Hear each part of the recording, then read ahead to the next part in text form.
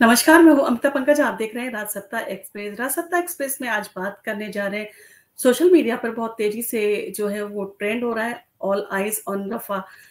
क्यों ट्रेंड हो रहा है और ऑल राइज़ ऑन रफ़ा जो है, इज़राइली हमले से इसका क्या संबंध है? चलिए बताते हैं आपको। भारत में ऑल आइज़ ऑन रफ़ा को वरुण धवन, आलिया भट्ट, प्रियंका चोपड़ा, करीना कपूर, रश्मिका मंदाना, सोनाक्षी सिन्हा और ऋचा चड्ढा जैसे कई हस्तियों ने अपनी स्टोरी में पोस्ट किया है। और ऑल आइज़ ऑन रफ़ा जो है 28 मई से ही आपने देखा होगा कि सोशल मीडिया पे बहुत तेज़ी से ट्रेंड हो रहा है और ऑल आइज़ ऑन रफ़ा को पोस्ट जो है वो सोशल मीडिया पे भरी हुई है और सोशल मीडिया के माध्यम से दुनिया भर के लोग जो है वो फ़िलिस्तीन को सपोर्ट करने के लिए इज़राइली जो हमलों का ऑनलाइन जो है विरोध कर रहे हैं। और इस विरोध में दुनिया भर के लोग इतनी तेज़ी से शामिल हुए कि एक दिन के भीतर 4 करोड़ यानी कि 40 मिलियन से ज़्यादा जो है लोगों ने इस पोस्ट में जो हैशटैग ऑल आइज़ ऑन रफ़ा के साथ में इसको पोस्टेड किया है। और अब आपके मन में ये भी सवाल होगा कि इज़राइल और गाज़ा का युद्ध के बीच में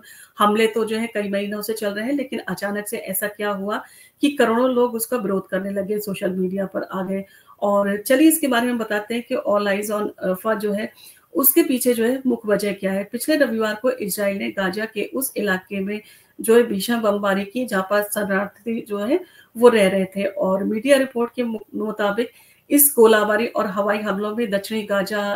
के रफ़ा शहर में कम से कम जो है 45 लोग थे, उनकी मृत्यु हो गई और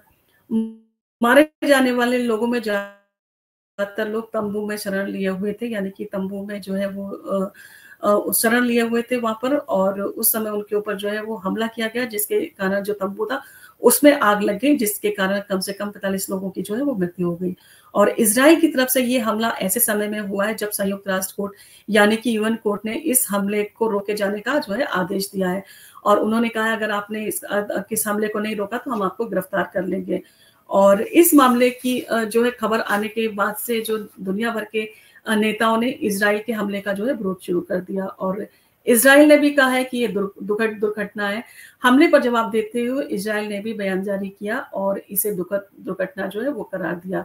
और कहा कि उसके हथियार अकेले इस घातक विस्फोट की वजह नहीं बन सकते। इज़राइल के प्रधानमंत्री बेंजामिन नेतन्याहू ने संसद में भाषण देते हुए हिब्रू भाषा में कहा कि रविवार को दुखद हादसा हुआ जबकि सेना ने कहा है कि मामले की जो है जांच कर रही है और इजरायली सेना ने इस दौरान कहा कि उसने हमले में हमास के 2 बड़े आतंकवादियों को निशाना बनाया था और मार डाला गया था उन लोगों को। मंगलवार को भी इसी इलाके से इजरायली सेना ने हमला किया जिसमें कम से कम 11 फिलिस्तीनियों की मौत हो गई और इसके बाद पीएम बेंजामिन नेतन्याहू ने जो है वो आगे बढ़ने का जो है बयान जारी किया और कहा कि हमास को खत्म करने और 7 अक्टूबर के हमले के बाद बंधक बनाए गए लोगों को मुक्त कराने के लिए उनकी सेना जो है रफा जाएगी और नया हमला उसी इलाके में किया गया जहां रविवार की रात में हमास के एक कथित परिसर को जो है वो निशाना बनाया गया था। और क्या है ऑल आइज रफा? ऑल आइज रफा जो है एक फ्रेज है जिसमें भारत में ईरान के जो ईरान के जो दूतावास से उन्होंने अपनी सोशल मीडिया प्लेटफॉर्म एक्स पर पोस्ट किया था। इस फ्रेज के जरिए ये बताने की कोशिश की जा रही थी भयंकर नरसंहार के दौरान फिलिस्तीन के 1.4 मिलियन जो है यानी कि 14 लाख लोग कहीं सुरक्षित जो है वो उनके लिए आश्रय मांग रहे हैं और ऑल आइज ऑन रफा जो है के नाम से शेयर किया जा रहा है पोस्ट। एक एआई जनरेटेड इमेज है। आज सोशल मीडिया में फैल रही इमेज में आप देख सकते हैं कि दक्षिणी गाजा के इलाके को दिखाया जा रहा है जिसमें शरणार्थियों के लिए कई टेंट जो है यानी कि तंबू बनाए गए हैं और इस इमेज के जरिए लोगों से कहा जा रहा है कि रफत शहर में जो कुछ भी हो रहा है उससे अपनी नजरें ना हटाएं और वहां 14 लाख से ज्यादा जो है लोग भयंकर युद्ध के चलते जो है भागकर शरण लिए हुए हैं। और इसके बाद में ये सवाल लोगों के मन में आ रहा है कि ये जो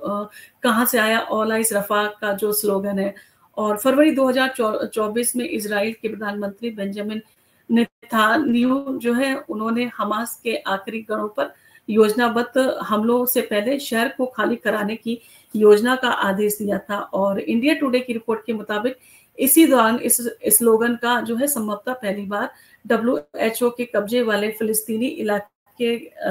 के कार्यालय के डायरेक्टर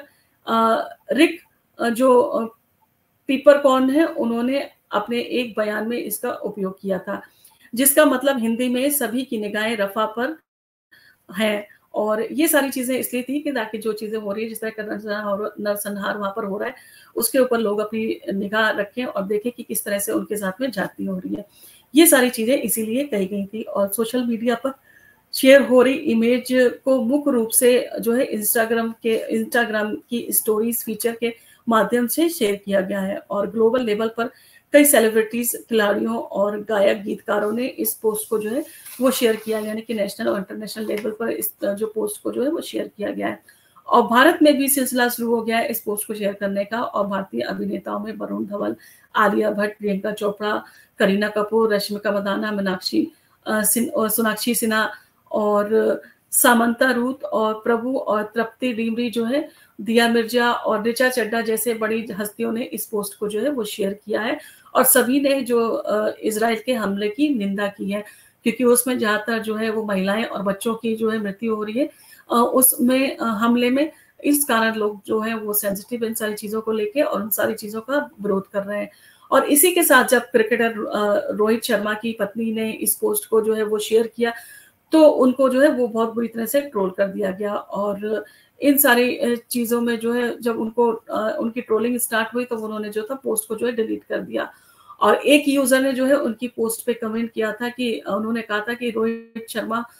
और उनकी वाइफ कृतिका है, उनको कश्मीरी पंडितों के बारे में बात करने का कभी